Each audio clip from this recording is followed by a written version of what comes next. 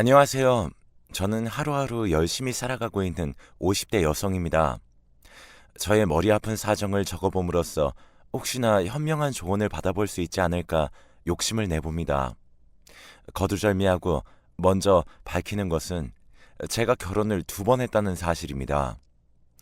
기구하게도 사별을 겪었습니다. 저는 20대 중반에 같은 공장에서 만난 사람과 초혼을 했었고요. 저와 동갑이었고 집안도 전부 동양이라 그런지 마음이 아주 잘 맞았습니다. 워낙 언변이 좋았던 그 사람은 고된 근무 일정에도 지치는 법 없이 저를 즐겁게 해주었고 덕분에 웃을 일이 많았어요. 그런데 박한팔자인 저를 만난 것이 그 사람에겐 잘못된 일이었나 봅니다.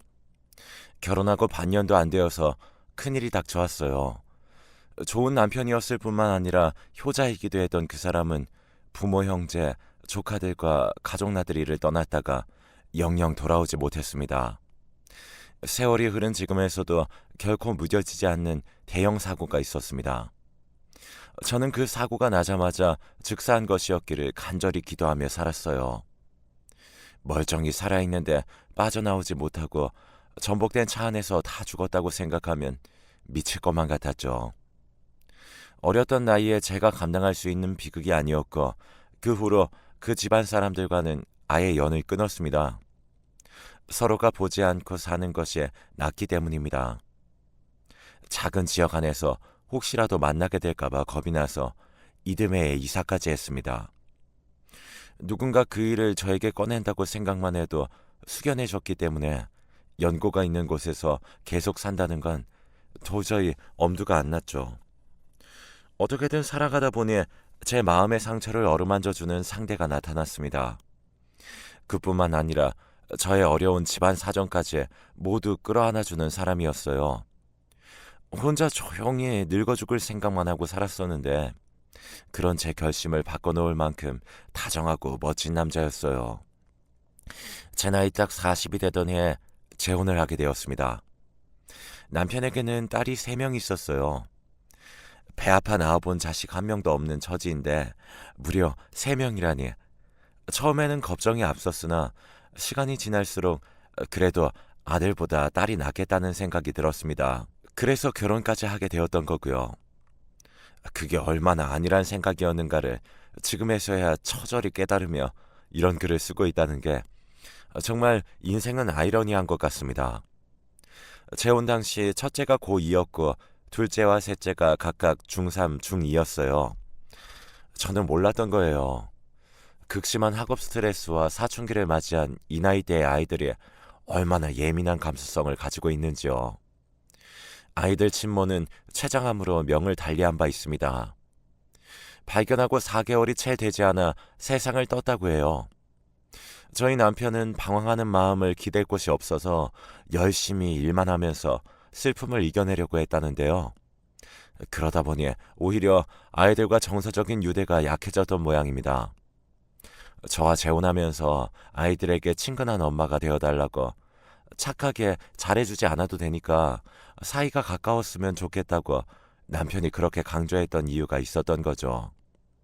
남편 역시 다시 장가드는 건 생각도 안 하고 살았는데 시간이 흐르고 저를 만나면서 마음을 돌렸다고요. 차분하고 조용조용한 성격의 저를 보면서 안정감을 느꼈다고 하더라고요. 반대로 저는 책임감 강하고 다부진 남편이 마음에 끌렸었죠.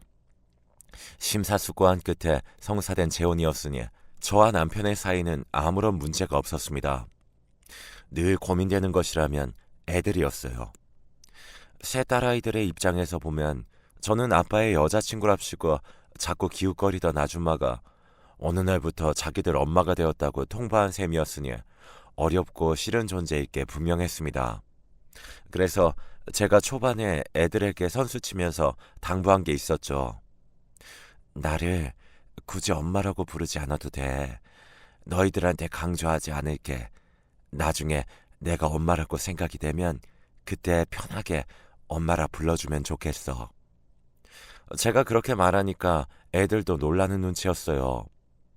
저는 그 집에서 저의 역할을 다하기 위해 열심히 노력했습니다.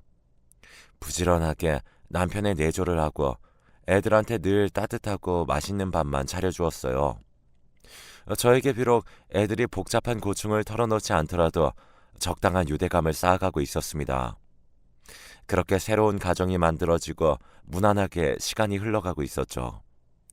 남편과 결혼하고 나서 처음 맞는 어버이날에 기대도 안 했건만 애들이 뜻을 모아 카네이션 브로치 세트를 사왔는데요.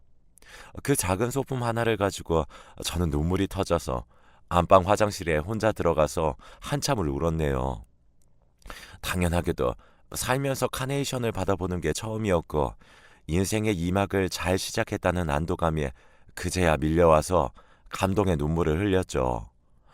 물론 매사 평탄하고 좋았던 건 아닙니다. 첫째의 방을 청소해주다가 책상 구석에 펼쳐져 있는 노트를 봤는데 낙서가 여러 군데 돼 있었어요. 그런가 보다 하면서 노트를 덮으려다가 무심코 귀퉁이에 적힌 글자를 보고 말았습니다. 그걸 보고 저는 그 자리에서 얼어붙었습니다. 재수없는 아줌마, 내가 봐주니까 요즘 자꾸 기어오르네. 엄마인 척 할 때마다 한 대 갈기고 싶다.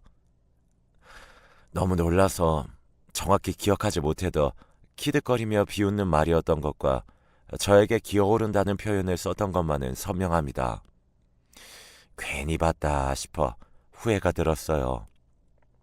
그 낙서를 보고 나서는 한동안 첫째를 태연하게 대하지 못하겠더라고요. 그래도 마음을 다잡으려 했었습니다. 첫째가 수능이 얼마 남지 않아 극도로 예민한 시기이기도 했고 어린 동생들보다 상대적으로 친모에 대한 애틋함이나 그 죽음으로 인한 충격이 컸을 거라는 짐작이 되었어요. 제가 첫째 속내를 모른 척 아무것도 보지 못한 척 지내는 게 능사였죠. 그 후로 특별한 문제가 일어나지 않았고요. 그런데 첫째가 성인이 되자 남편이 애들을 불러놓고 어느 날 따끔하게 혼냈습니다. 너희 셋 다 언제까지 엄마를 아줌마라고 부를 거야? 평생 그러려고? 아빠 와이프야, 니네 엄마라고. 앞으로 제대로 안 하면 너네 다 국물도 없다. 셋 다 알아듣고 잘들 해. 특히 첫째에게는 맏언니가 되어서 동생들에게 모범을 안 보이고 까불면 대학 등록금은 너 알아서 해. 라고 으름장을 놨어요. 둘째, 셋째에게도 저한테 한 번만 더 아줌마라고 부르면 용돈을 차감하겠다고 했습니다. 저랑 상의도 없이 갑자기 새해라는 명분으로 애들한테 이러는 남편이 당황스러우면서도 한편으로는 고마운 마음이 들기도 했어요. 애들도 알겠다면서 예의 바르게 수긍했고요. 단지 그날 밤 첫째에게 말할 것이 있어서 방 앞으로 갔다가 안에서 새어나오는 말을 듣고만 게 옥에 튀었네요. 첫째 방에 모인 3명이 쑥덕거리고 있었는데 제가 노크를 하려는 순간 첫째의 목소리가 또렷하게 들렸습니다. 돈 가지고 그러는 거 치사하지 않냐? 짜증나 그 아줌마. 그렇게 엄마 소리 듣고 싶으면 지가 직접 우리한테 와서 말할 것이지. 아빠 뒤에 숨어서 조종하는 거 얄미워 죽겠어. 손이 떨려와서 노크를 하지 못하고 몸을 돌려야만 했습니다. 첫째가 그러니까 동생들이 따라서 동조하는 목소리가 어렴풋이 들려왔지만 저는 또다시 그런 애들의 속내를 모르는 척 아무것도 알지 못하는 미련한 척하며 언제나 미소 지으며 집안일을 해나갔습니다. 적어도 제 앞에서는 애들이 착한 딸들이었기 때문에 굳이 미지의 영역을 건드리지만 않으면 될 일이었습니다. 시간이 해결해줄 문제라고 생각했어요. 하지만 저희 세 가정에 허락된 적응의 시간이 그리 많지가 않았나 봅니다. 그해 여름 남편이 추락사고를 당한 겁니다. 고층에서 떨어졌고 2다리가 부러졌는데 한쪽에 괴사가 왔습니다. 그 다리는 더 처치할 것도 없이 무릎 아래에서 절단을 해야만 했습니다. 나머지 다리에는 감각이 없었습니다. 간절하게 감각이 돌아오길 기다렸으나 뜻대로 되지 않았어요. 그때 저는 셋째로부터 모진 말을 듣게 되었습니다. 이게 다 엄마 때문에 부정 타서 그렇잖아. 우린 항상 아빠랑 좋았는데 이제 어떡해? 이게 다 엄마 때문이라니까. 이거 다음 말은 잘 아시겠죠? 가슴에 대못이 박힌 말을 듣고도 무어라 반박할 수 없는 제 신세가 처량했습니다. 병원 바닥에 엎어져서 엉엉 우는 자기 막내 동생을 그래도 첫째가 성의껏 달래면서 화장실에 세수시키러 가더군요. 이제는 조금 덤덤해졌다고 착각했던 그 옛날의 전 남편의 사고가 떠오르면서 정말 모든 게 저의 탓이란 생각이 들었습니다. 평생 수발을 들어도 좋으니 제발 전 남편처럼 저의 곁을 떠나지만 말아달라고 남편을 보며 기도하고 또 기도했습니다. 이 시련을 이겨내자면서 눈을 맞추고 서로 눈물을 흘려댔건만 하늘은 정말 무심했어요. 남편이 새벽에 발작이 왔는데 빠르게 달려온 의료진들에도 불구하고 세상을 떠나고 말았습니다. 이제 안면을 트고 조금 지내보려고 했던 시댁 사람들과도 단번에 소원해졌죠. 혹시 3명이나 되는 애들을 도와줘야 할까 싶어서 걱정들 하는 눈치길래 제가 그럴 것 없다고 말했습니다. 제 앞으로 나온 남편의 사망보험금을 비롯한 유산은 세 딸을 위해 전부 쓰겠다고 했어요. 거칠애가 아니라 제 마음에서 우러나온 결심이었습니다. 왜 연이어 저에게 이런 비극이 벌어졌는지 소득 없는 고민만 했는데요. 어쩌면 3명의 딸들을 제가 도맡아 키우라는 하늘의 계시인가 싶었습니다. 더 이상 결혼이나 세속적인 그 어떤 것에도 신경을 쓰지 않기로 다짐하고 애들에게 헌신하며 살았습니다. 우선 첫째에겐 힘들게 무리해서 대학에 다니지 말고 원하면 휴학해도 괜찮으니 편히 생각하라고 해줬어요. 마음 추스르기 힘들면 해외여행을 다녀오라고 다 지원해주겠다고 그랬습니다. 둘째랑 셋째에겐 입시에 목매지 않아도 학업 스트레스 주지 않을 테니까 몸과 마음 건강하게만 지내달라고 했고요. 저에겐 남편이 따로 남겨준 재산이 있었습니다. 벌써 결혼 2주년을 맞이하게 된 것이 행복하다고 첫째가 원하는 대학에 입학해서 다니고 있는 데다가 둘째, 셋째도 고등학교를 너무 잘 다니고 있으니 바랄 게 없다면서 저에게 넘겨준 재산이었어요. 제가 깜짝 놀라서 굳이 받아야 할 이유가 없다고 거절하려고 했지만 남편이 집안의 곳간 관리는 원래 안주인이 하는 거라면서 저에게 다 주었었죠. 저만 알고 있는 남편의 숨겨진 유산이었기에 밝히지 않고 집에 갑자기 큰일이 닥치거나 해서 목돈이 필요할 때 쓸 작정이었습니다. 부디 나쁜 일이 아니라 결혼 같은 경사에 내어줄 수 있기만을 바랐어요. 그 후로 지내면서 수도 없는 우여곡절 그리고 저의 가슴앓이가 있었습니다. 자식 키우는 게 왜 이리 더 힘이 드나요? 뭐 하나 뜻대로 되는 게 없으니 답답할 때가 많았네요. 친자식이 아니라서 그런가 제가 애들 친엄마가 아니라서 이렇게 어려운 것인가 싶어서 무거운 고뇌를 해왔습니다. 살다 보면 사라지는 게 또 인생이더라고요. 어느덧 세월이 흘러 첫째에게 결혼할 상대가 생기게 되었습니다.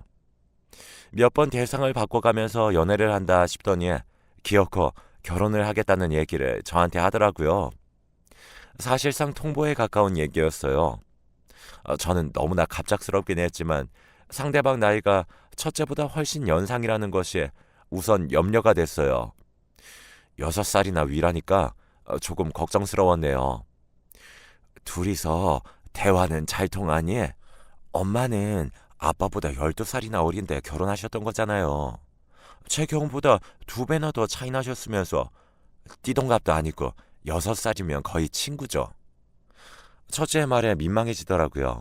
저는 재혼이었으므로 경우가 다르다고 한마디 하려다가 관뒀습니다. 이미 결혼하려고 작정한 게 뻔한데 제가 무슨 첨언을 하겠나 싶어서 그냥 알겠다고만 해주었어요. 각종 공과금을 비롯한 생활비는 제가 버는 것에서 거의 쓰고 있었으므로 남편이 남긴 돈은 그때까지 크게 건드린 바가 없었습니다. 제가 따로 간직하고 있는 유산은 말할 것도 없었고요. 저는 남편이 떠난 뒤로 대형마트에서 계속 일을 해왔어요. 어떤 한 기업의 브랜드를 전담으로 하는 시식 사원으로 시작했는데 매출이 높은 지점이라서 저 또한 반사 이익을 볼 수 있었고 처음에는 3개월 정도 단기로 시작했는데 아예 고정 사원이 되었어요. 일주일에 3일 금토일마다 나가서 종일 근무를 했습니다. 코로나 사태로 인해 중단이 되었던 것을 제외하면 단 한 차례도 근무를 건너뛴 적이 없었어요. 시국이 시국이다 보니 그때 처음 주말에 쉬게 되었는데 저희 셋째가 그러더라고요. 요즘 어디 갈 데가 없으니까 집에서 친구랑 놀기로 했는데. 그러니? 엄마가 괜히 미안하네. 그럼 너 친구들이랑 노는 동안 엄마는 방에 들어가 있을까? 아, 짜증나게 진짜. 홈파티도 몰라? 우리끼리 사진 찍어서 SNS에도 올릴 거란 말이야. 엄마 있으면 신경 쓰여서 뭐 어떡해. 껴달라는 거야? 일 안 나가는 거면 진작 좀 말하든가. 왜 사람 불편하게 만들어? 몇 년 만에 처음 쉬어보는 주말이었는데 셋째의 핀잔을 듣고 나니 마음이 편치 않았습니다. 시식에서 판촉으로 전환되면서 다시 출근하게 되었을 때 얼마나 홀가분하던지요. 많이 벌 수 있는 일은 아니었으나 그래도 밖에 나가서 활동하면 제 기분이 났습니다. 동료 여사님들과 이런저런 얘기를 나눌 수도 있고 휴게실에 모여서 같이 쉬는 낙이 있었거든요. 이것이 저에겐 사회생활이자 숨통이었습니다. 제가 재혼했다가 사별했다는 걸 알게 된 가까운 언니들은 고개를 흔들었어요. 절대 끝까지 유지할 수 있는 관계가 아니니까 저에게 책임감으로 희생하지 말라면서요. 저는 늘 애들한테 죄인된 입장이란 생각으로 살았기 때문에 제3자의 시선에서 그렇게 말하는 것이 퍽 낯설었습니다. 저만 아니었어도 우리 남편, 애들 아빠가 그렇게 떠나지 않았을 것 같다는 생각에서 못 벗어났으니까요. 그래도 세월이 흘러 첫째가 결혼을 결심하게 된 것이 기특하고 신기했네요.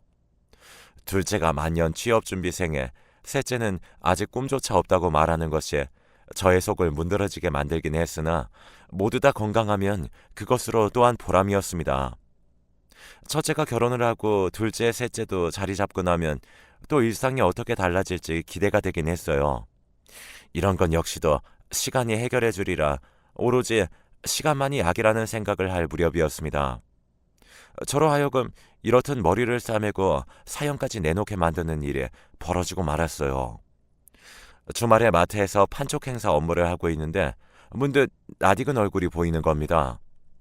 저를 발견하지는 못한 채 제 쪽으로 가까워지고 있는 사람은 분명 저희 첫째였어요. 팔짱을 끼고 있는 남자를 보니까 결혼하겠다던 남자친구 같더라고요. 사진을 본 적이 있었기 때문에 단박에 느낌이 왔죠. 거리가 가까워지자 저도 모르게 반갑고 신기해서 첫째 이름을 부르고 말았습니다. 자기를 부르는 소리가 들리니까 첫째가 무심코 저를 돌아봤다가 하는 입모양으로 당황한 표정이 되는 것이었어요. 하지만 이내 태연한 얼굴로 남자친구랑 카트를 끌고 가 제 앞으로 오길래 저도 안심하면서 웃어주었습니다. 둘이서 끌고 있는 카트를 슬쩍 보니까 과자가 많이 있더라고요. 여긴 어쩐 일이야? 같이 장 보러 나온 거니? 예. 그거 감자칩. 내가 이미 집에 똑같은 거 몇 봉다리 사놨는데 베란다에 있는 거 못 봤구나. 아, 네. 그럼 저희는 이만 가볼게요. 수고하세요. 첫째가 어색하게 미소를 지으면서 방향을 틀었습니다. 그러자 남자친구도 저를 향해 꾸벅 인사를 하고는 같이 따라갔고요. 바로 가버리는 것에 저는 제가 괜한 소리를 했네 싶어서 후회가 좀 됐어요. 멀어지는 두 사람의 뒷모습을 보면서 갑자기 아쉬운 마음에 제가 판매하고 있는 상품을 얼른 챙겼습니다. 증정용으로 쓰라고 나온 수량이었기에 바코드에 스티커를 붙여서 계산이 필요 없게 상품으로 주려고 했죠. 남자친구가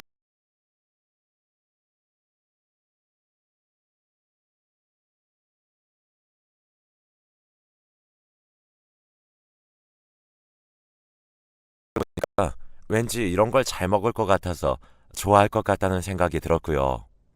두 사람을 거의 따라잡아서 이제 막 부르려던 참이었습니다. 근데 저분 아는 사람이야? 우리 집 일 봐주신 분이야. 꼭 붙어 다니는 것이 정말 정겨워 보인다고 느낀 찰나 제 귀에 들려온 대화에 저는 멈칫하고 말았습니다. 남자친구의 질문은 저를 두고 한 것이 분명했습니다. 그런데 거기다 대고 첫째가 그렇게 대답한 거예요. 그럼 가정부 일도 하시고 마트 일도 하시는 거야? 와, 열심히 사신다. 우리 집 이모님이 원래 그래. 되게 일만 해. 타고나기를 그렇게 태어났나 봐. 방금 제가 무얼 들은 것인지 일순간 정신이 멍했습니다. 주말에 마트를 찾은 인파 속에서 저는 갈피를 잃고 한참을 서 있어야 했어요. 문득 정신을 차리고 자리로 돌아가려는데 늘상 입는 근무복 치마가 갑자기 왜 그렇게 초라해 보이던지요. 도저히 일에 집중할 수 없어서 표정 관리도 못하고 고정 멘트만 반복하다가 퇴근을 했습니다. 집에 도착했더니 언제나처럼 손대야 할 것 투성이었죠. 먹었으면 제발 설거지 좀 바로바로 하라 해도 여전히 아무도 지키지 않아 싱크대 안에 널브러져 있는 식기들을 보고선 한숨이 나왔습니다. 뒤집어진 채 그대로 벗어둔 양말들이며 인터넷 쇼핑들은 어찌나 자주 하는지 포장 박스며 비닐이 또 쌓여있는 것에 급속도로 피곤함을 느꼈네요. 첫째 일로 심란한 와중에 다음날 둘째에게서 메시지가 와 있어서 보니까 잊지 말고 월세 입금을 하라는 내용이었습니다. 둘째가 굳이 자취를 하고 싶다고 하도 고집을 부려서 원룸을 얻어줬는데 월세를 비롯한 각종 생활비는 제가 대주고 있었습니다. 알겠다고 답장을 보내는 게 평소 같았으면 아무렇지 않았을 텐데 그날은 기분이 우울하더라고요. 셋째가 저에게 짜증을 내는 것에도 마찬가지였죠. 엄마, 나 용돈 다 썼다고 문자 넣어놨는데 자동이체 좀 해두라고 대체 몇 번 말하냐고. 그거 내가 네 말 듣고 저번에 자동이체 해놨는데 거기 계좌에 마침 돈이 없었나 보다. 엄마가 돈 넣어줄게. 다음 달에는 제대로 넣어도 한 번에 제대로 하는 게 없어. 그런 말들도 이제는 서럽고 벅차게 느껴졌습니다. 그리고 얼마 뒤에 첫째가 방에서 남자친구와 밤늦게까지 큰 소리로 통화하는 걸 슬쩍 듣게 되었는데 저를 아줌마라고 지칭하더군요. 그때 제가 붙들고 있던 이성의 끈 그 한계를 맞닥뜨리게 되었습니다. 새 옷을 사본 지가 언제인지 까마득할 만큼 저는 검소하다 못해 남루하게 살았건만 새 딸들은 차고 넘칠 만큼 계절마다 옷이며 가방을 사댔어요. 첫째가 수집하던 립스틱들이 궁금해서 검색해보니 한 개에 5만 원 돈이나 하더군요. 저는 마트 안에 입점해 있는 화장품 브랜드에서 한 개 5천 원 주고 산 걸로 사시사철을 났습니다. 스킨 로션도 끝까지 탈탈 털어 아껴 쓰는 게 생활화되어 있고요. 아끼고 아껴서 새 아이들을 키우느라고 종일 서 있는 고된 일을 하면서 생활에 이바지하였는데 도대체 저에게 돌아온 것이 뭐 하나라도 있는지 궁금해졌어요. 남편이 떠난 후로 어버이날 카네이션은 더 이상 받아본 적이 없었고 제 생일에도 애들은 축하 메시지나 하나씩 보낸 게 다였습니다. 저는 견딜 수 없어서 애들을 불러다가 말했습니다. 앞으로는 이렇게 못 살겠다고요. 그랬더니 개판 5분 전 상황이 되었습니다. 셋 다 불만을 터뜨려댔고 단연 그 중심에는 첫째가 있었습니다. 제가 훈육을 안 해본 것은 아니었기에 첫째 때문에 쓸데없는 분위기만 조성이 되지만 않았어도 둘째나 셋째가 이렇게 덩달아 삐뚤어지진 않았을 것 같네요. 첫째가 저보고 역시 계모는 어쩔 수 없다고 하길래 저도 속에 있던 말로 받아쳐줬습니다. 너는 그런 남자친구 집에다가 계모도 없는 고아라고 너를 소개했니? 남자친구한테 나를 식모라고 그러던데 상견례 때는 어쩔 생각이었어? 아니, 그거는 내가 농담한 거고. 농담? 너는 농담으로 그런 말을 한다는 거야? 그냥 오빠한테 장난식으로 말한 거 가지고 몰래 듣고 와서 이러는 거 너무 웃긴 거 아니에요? 엄마야말로 나 꼬투리 잡으려고 벼르고 있었던 거 아니에요? 그냥 솔직하게 말하세요. 내가 뭘 하든 마음에 안 든다고. 우리한테 들어가는 돈 아까워 죽겠다고. 첫째가 악쓰는 걸 듣고 있자니 머리가 지끈거렸습니다. 지난날 저의 그 모든 노력들이 전부 허사로 돌아갔다는 생각만이 머릿속에 맴돌더군요. 슬픔과 허무에 쓰러지고만 싶은 것이 본심이었으나 독하게 정신을 다잡았습니다. 그리고 다들 이 집에서 나가라고 했습니다. 당장 챙길 수 있는 짐부터 싸서 나가버리라고 말이죠. 셋째가 당황해서 어쩔 줄 모르고 눈치만 살펴댔는데 첫째는 저를 죽일 듯 노려보더니 행동 개시에 나서더라고요. 뭐해? 빨리 짐 챙겨. 혼자 편하게 사시겠다잖아. 우리 보고 꺼져달라는데 여기서 어떻게 살아? 일부러 요란스럽게도 짐을 싸더군요. 둘째네 자취방으로 다들 가는 거냐고 물어보니까 그건 알아서 뭐 하냐면서 저한테 따지길래 저도 더 묻지 않았습니다. 애들은 정말 집을 나가버렸고 저는 처음으로 저 혼자 온전히 집에 남아 있었습니다. 첫째도 그렇고 애들이 다 방심했던 겁니다. 제가 홧김에 그런 것이 절대 아니었거든요. 자기들이 강하게 나오면 분명히 마음 약한 제가 먼저 숙일 거라고 애들은 확신한 모양이었지만요. 나도 이제 식모지 그만하련다. 내 집, 내 돈 하나도 엄마라고 여겨주지도 않는 애먼 남들한테 내어줄 생각은 추호도 없으니까 알아서들 잘 살아라. 세 명한테 똑같이 제 의사를 전달해 주었습니다. 남편 사망보험금으로 사용한 금액은 다 계산해서 정리할 것이고 남은 금액을 3등분해서 각자에게 나누어 주겠다고 했어요. 전문가한테 맡길 테니 시일이 걸릴 거라고도 했죠. 저한테 따로 재산이 있는데 첫째가 결혼하는 김에 셋한테 나누어 주려고 했지만 그냥 혼자 쓰겠다고 그 돈이면 평생 일 안 하고 나 혼자 편하게 살 수 있는데 그렇게 만들어줘서 고맙다는 말까지 남겼네요. 집 비밀번호는 애진작 바꿨습니다. 이삿짐 센터 불러서 집에 있는 3명의 물건 다 뺄 테니까 받을 주소 남겨달라고 말했고요. 그랬더니 그제서야 상황 파악하고 저한테 잘못했다고 비는데 제 마음을 돌리기엔 어림도 없었습니다. 마음고생 몸고생 다 해가면서 뒷바라지 해줬더니 아무 소용 없었다는 것이 서글프네요. 어젯밤엔 자존심이 강한 첫째가 우는 소리로 반성의 전화를 했는데 솔직히 마음이 불편합니다. 첫째는 결혼도 해야 하고 둘째 셋째는 자립심이라고는 전혀 없는데 한순간에 최악의 상황으로 내몰린 것이지요. 미처 쓰지 못한 얘기들이 많은데 첫째를 주동자로 새 아이들한테 당한 멸시와 모욕으로 상처가 깊습니다. 한순간에 모든 걸 잃게 된 3명의 딸들을 이대로 싹 짓밟아버리는 게 정녕 맞는 걸까요?